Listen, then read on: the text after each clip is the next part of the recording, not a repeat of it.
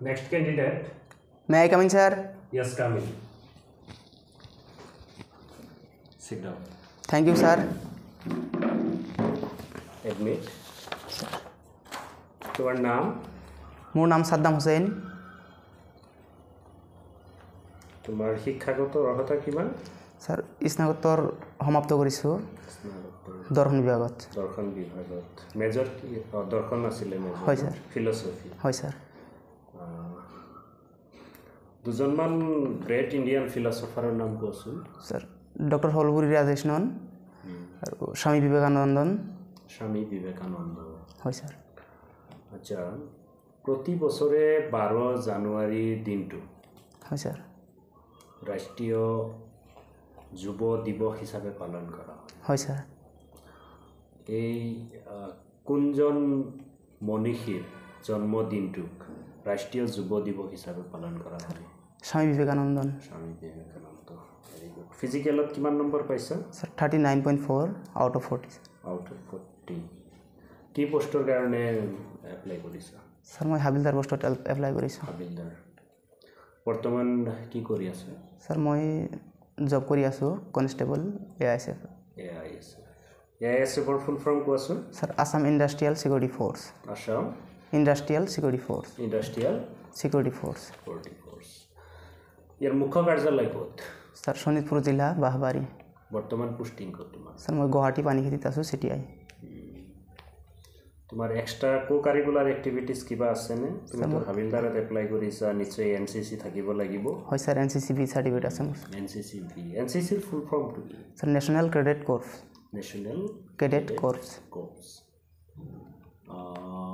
NCC দিৱস হিচাপে প্ৰতি বছৰে কোনটো দিন মানে পালন কৰা হয়? কোনটো দিন পালন কৰা হয়? নৱেম্বৰ মাহৰ যিটো মানে 4 নম্বৰ ছানডে হয় স্যাৰ, এইটো NCC ডে হয় স্যাৰ। NCC ডে হিচাপে পালন কৰা হয়। NCC ডে হিচাপে পালন কৰা হয় স্যাৰ। পালন কৰা হয়। তোমাৰ ঘৰ ওদালগুৰি জিলাত? হয় স্যাৰ। ওদালগুৰি জিলাৰ লগতে এখন বিদেশী ৰাষ্ট্ৰ লাগি আছে। হয় স্যাৰ। এই বিদেশী ৰাষ্ট্ৰখনৰ নাম কি? স্যাৰ ভূটান। ইয়াৰ ৰাজধানী জানানে? ভূটানৰ ৰাজধানী থিম্ফু স্যাৰ। থিম্ফু ন? হয় স্যাৰ। ইয়াৰ কাৰেঞ্চি দেখা পাইছা? ইয়াৰ যিটো মুদ্ৰা টকা। হয় স্যাৰ। টকাৰ নামটো জানা? স্যাৰ জানিছোঁ স্যাৰ, পাহৰিছোঁ স্যাৰ। পাহৰিছা। এইটো জানি ল'বা। Okay sir. তুমি হাবিলদাৰ পোষ্টত এপ্লাই কৰিছা, AISFত চাকৰি কৰি আছা। কিয় তাৰমানে তাৰ পৰা ইয়ালৈ তুমি আহিব বিচাৰিছা? স্যাৰ মইতো স্যাৰ কনষ্টেবলত আছোঁ। হাবিলদাৰ পোষ্টটো মানে অলপ মানে ইনক্ৰিজিং ৰেংক থাকে স্যাৰ, 3টা মানে আপডেট পোষ্ট স্যাৰ, সেইকাৰণে মই মানে যাব বিচাৰিছোঁ স্যাৰ। আহিব বিচাৰিছা। তোমাৰ বেছিক ট্ৰেইনিং ক'ত হৈছিলে AISFত? স্যাৰ ফাৰ্ষ্ট AISF মানে শোণিতপুৰ জিলাত বাহবাৰীত হৈছিল। প্ৰতিৰক্ষা মন্ত্ৰী ভাৰতবৰ্ষৰ? স্যাৰ প্ৰতিৰক্ষা মন্ত্ৰী স্যাৰ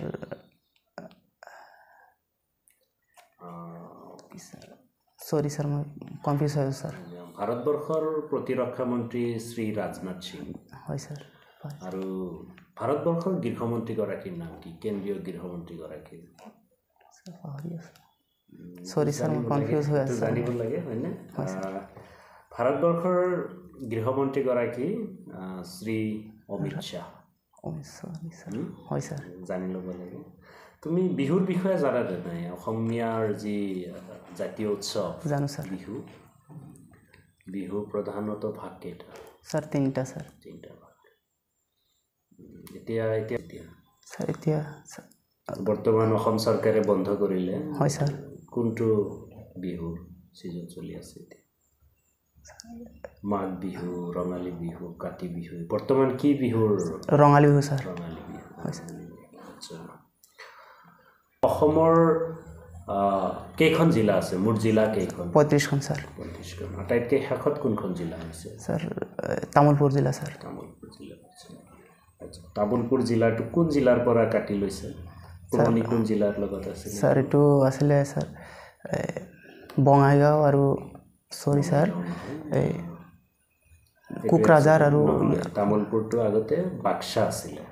বাক্সা হৈ আছে বাক্সা জিলাৰ লগত আছিলে পিছত বাক্সাৰ পৰা তামোলপুৰ এটা মহকুমা আছিলে কাটি তামোলপুৰ কৰিলে যি নহওক প্ৰথম স্বাধীন অসমৰ প্ৰথম মুখ্যমন্ত্ৰীগৰাকীৰ নাম কি প্ৰথম মুখ্যমন্ত্ৰী আছিল ছাৰ